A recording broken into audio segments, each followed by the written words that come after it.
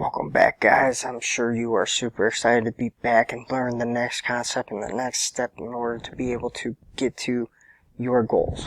Okay, so let's get into it. Today is process over outcome.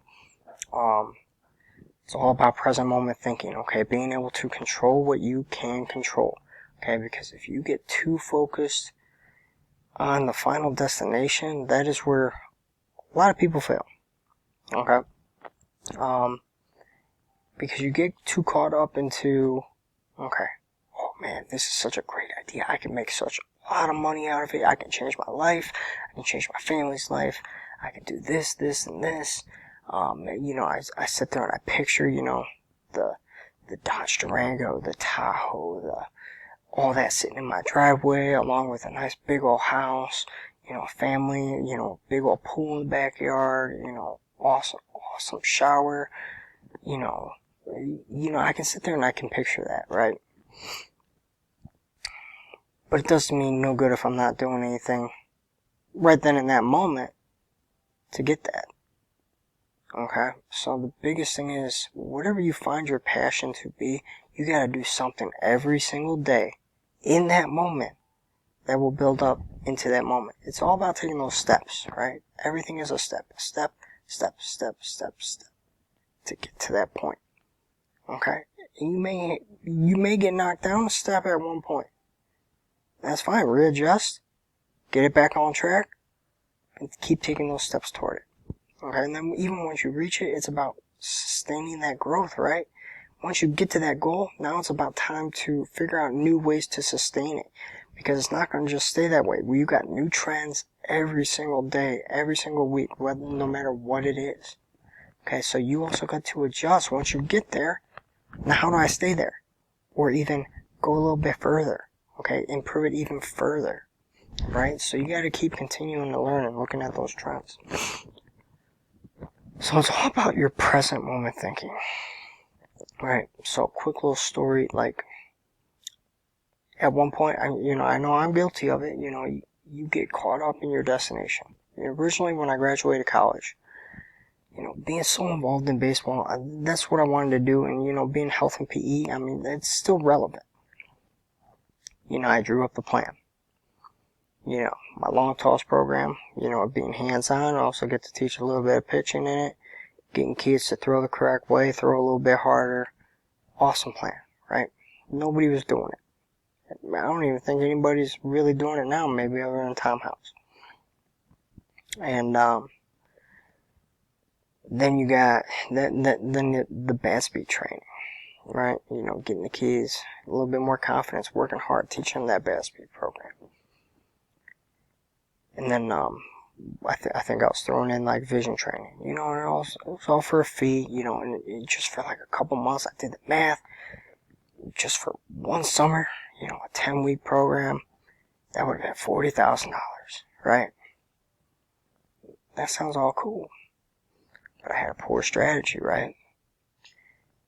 After I did that work, I thought it was just all going to fall into place, right?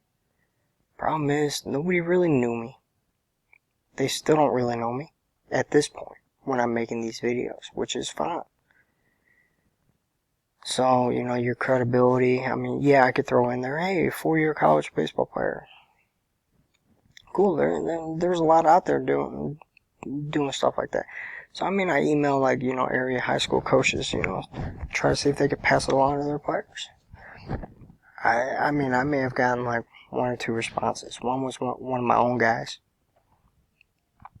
Another guy, responded, didn't really follow up after that. Even after I gave him the response back. But I didn't do any kind of follow-up or nothing. So I just ditched it, that quick. Because I just expected it to jump off the charts. And that's not the case. You need to be doing something every single day. You need to be able to grind. You need to find new ways to make it happen. And I didn't do that, so I scratched it. Went and got a job at LA Fitness, health and PE, fitness, gyms, cool. Found out it was in sales, did that for about 6 months, didn't like it. moved on.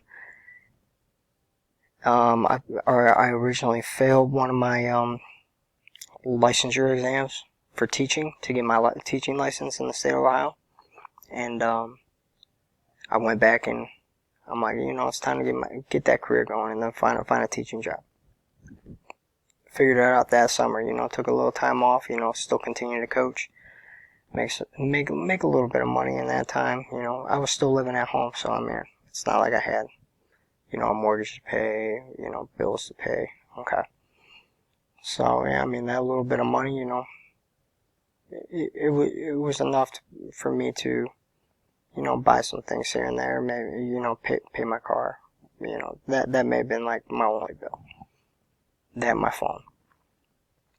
So, anyway, so that summer, I decided to get that done. So I went and got it done, And the thing is, I prepared better for it. I just went and took the test. No studying, no nothing. I'm like, well, if I pass, I pass. If I fail, I fail. Whatever. Well, now that I wanted it, so now I prepared for it. So I took the steps. Got the study guide, went through it, studied it, signed up for the test, passed it. I mean, I squeaked by. I think you need like a 200, and I got like a 203. So, I mean, I just squeaked by, but it was an improvement. The last time I missed it by like 5 points. That was it. That's how, I failed it. I just, whatever. So then I found that teaching job, did that for about 3.5 years. And I'll tell you what, it is very stressful. Kids, you watching this, appreciate your teachers, because you don't know what they're going through and what kind of stresses they have in their life. And then you add on that job, I mean, teaching is a pretty low grade paying job, and they ask us to do a lot of stuff, plus on top of making sure you guys are doing your learning and preparing you guys. Okay, and I get it. I was there too. I mean, I was a little bit of a problem child too. And until I became a teacher, I never realized it. But it builds up, especially on mental health. Okay. You never know what's going to happen. You never know what kind of day that they're having. You don't know what's going on in their life. Just like teachers, if it's not communicated to teachers, we don't know what's going on in your everyday life, which is fine. But we're all there to help you. So, I mean, if you learn to open up in those situations, especially with a teacher that you can trust, we can typically help you through that situation, especially if we're going through it ourselves. Alright. So let's get back on track, process over outcome. So the assessment questions. What is the primary reason people succeed or fail to reach their goals? So let's just kind of start off and answer those right now. Primary reason people succeed. They do something every day. Honestly, the ones that are succeeding are following a similar program just like this. Alright? And the reason people fail is because they get caught up in the destination. They don't see the results right away. And they just give up. They just think they're stuck. Right? That would be my answer to that. I mean, you might see it in a totally different way, and that is fine. Okay? And number 2, what is the ultimate goal and what is the biggest factor influencing your ability to achieve it? Okay? So, I mean, I'm opening up a business. My biggest factor is, 1, people don't know me yet. Okay? I gotta get out there. I gotta figure out ways to do it. Of course, I'm venturing into something new online. So I gotta get the online blueprint out there. Okay, get the reach out there, get the shares, get the likes, get the engagement. Okay, I'm pretty much starting from ground zero. Number 2, I got a son, I work from home. I get about maybe 2 hours a day to be able to work on what I need to work on. And sometimes, work on nights, and, it wears on you, okay, especially physically and mentally, working that hard. But you make sure you do what you gotta do within your routine. And then I will throw in a third one. What is the ultimate goal, which was my business, and what is the biggest factor influencing your ability to achieve it? So number 3 would be balance. It was routine. Okay, for a while I made excuses that I can't do it because I gotta take care of my son. But the thing is, you gotta be able to make time when you got time, even if you have children. For the longest time, I was making that mistake. Then I dug deep into myself, and I'm like, I gotta stop making these excuses. If I want something out of my life, I want to get bigger and better things. I want to travel a little bit more and do stuff like that. I gotta get my butt in gear because I gotta get back to my athlete mindset. How did I get to college ball? This, and this. Okay, so let's do it. Okay, and in baseball, I did something every single day to get better at it. So where did I get lost during this process? Boom, routine. It was simple. Fix the routine, fix my schedule, get it done. No more excuses. Okay. So how do you apply this? You gotta have a process-focused mindset. Okay. So I couldn't get into the document on the Google Doc, the picture, but it is in your members area. Okay, so let me just go in here. You can see the preview. We'll go down to lesson 5. And I'm currently doing the video, so the video is not up for you guys, so don't judge on that. Because right after this, it will be in your members area. So for step 5, process over outcome. Okay. So you got the process right here. Your steps to success. So today, you're starting here. 80% of what you do is the process, right? You got the step, step, step, step, and then 20% more is your outcome. So once you get the outcome, 80% of the work is done, right? Now the rest of the work that you got to do is to maintain what you built. Okay? So that's one way to apply it. Is that mindset, is focus on the process. Don't jump ahead. Okay, you can't just skip the stairs. You gotta take it one stair at a time to be able to get to the top. Alright? Consistency is key. Every day. What are you doing, in your allotted time, in your schedule, every day to reach your goal? You gotta make sure it's in there, and you gotta make sure you stay consistent and do it every single day. Emphasize process-based evaluation and metrics, okay?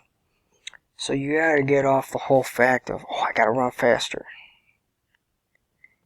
Say you're a football player and you're running your 40-yard dash, you want your time to be a 4.5, right?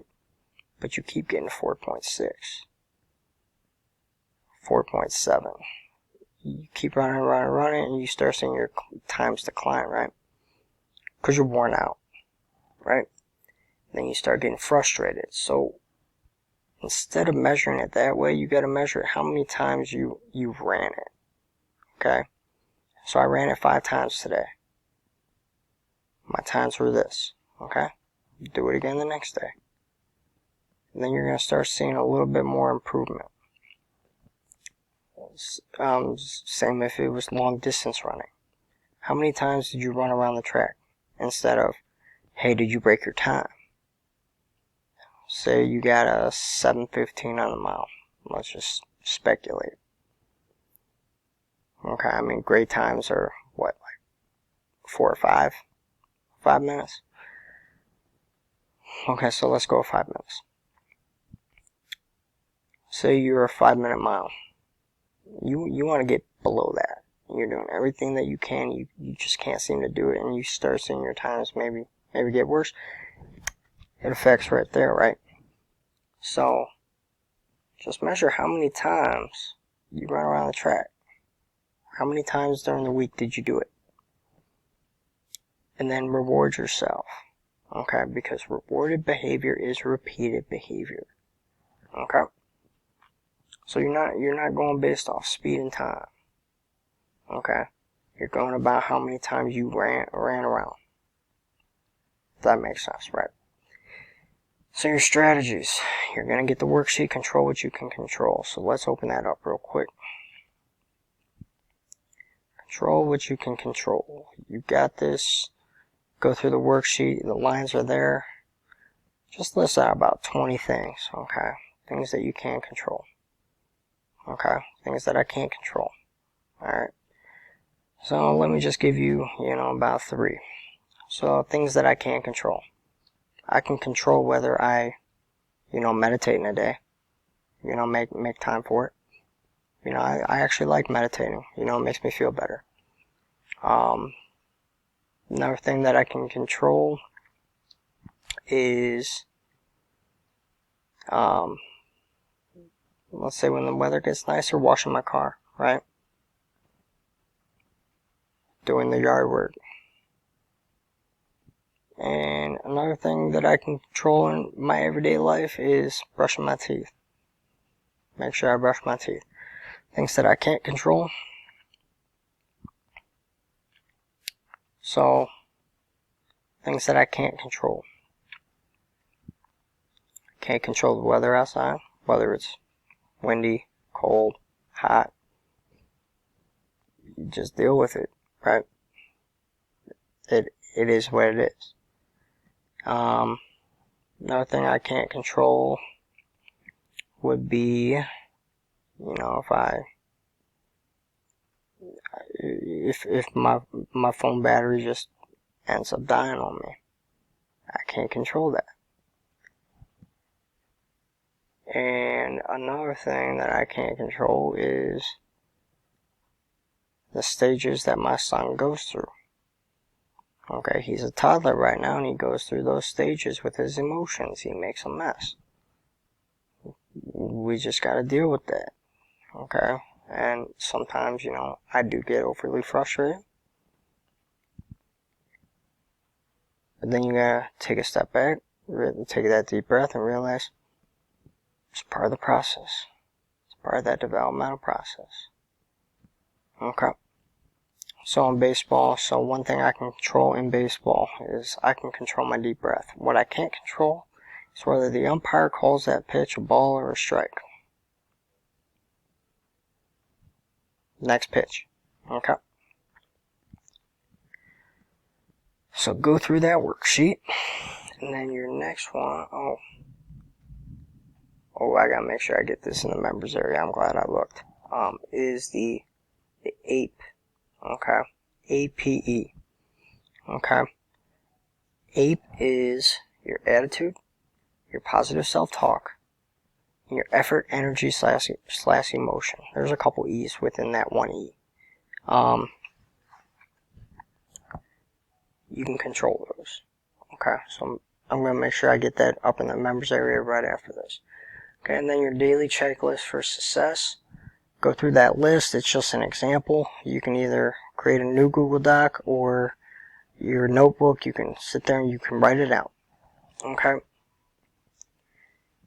3 to 5 tasks to be able to complete Monday through Sunday. So you first focus on your Monday. Okay? When you complete Monday, then at the end of the day, you can write out Tuesdays. Okay? Or you can write out the entire week. It doesn't matter. It's up to you. But you write down the 3 to 5 most important daily tasks that you want to get done. Okay, so, if it's household tasks, like, okay, you gotta vacuum, you gotta clean the kitchen, you gotta sanitize. Those are your 3 tasks. Okay, so your health and wellness. Make sure I work out. Make sure I drink my protein. Make sure I make a healthy dinner. There you go. Alright. And you can have it for multiple areas of your life. Just at least 3. Start with 3. Okay, start small first so you don't overwhelm yourself trying to get, 5 tasks done. Once those 3 tasks become easy and a part of your routine, then go to 5. Okay? Or first go to 4, then go to 5. Okay? Because we don't want anybody giving up because we're overwhelming ourselves way too early. Okay? Recap. Let's just go over the strategies. First of all, control what you can control. Present moment thinking. Okay? Believe in the process, trust the process, love the process. Do that worksheet, okay? And then create your daily checklist for success. 3 to 5, okay? Start with 3. Okay, start with 3. Then add 4 later on when it becomes easy and a part of your routine. Tasks in certain areas that you need to get done every single day. And then check them off. Okay? That is it for today. I'm going to go get this video up, and I'm going to add in that one thing, the ape, okay, in the members area. Stay tuned. I'll see you in about 5 days where we got one of my favorites, mental imagery and meditation. Okay, here we go. Let's get to work. Make sure you're working on it leading up to the next one. So 5 days. Okay, make sure you're doing it in the 5 days that you got off. Make it habit and routine. Okay? I'll see you guys next time.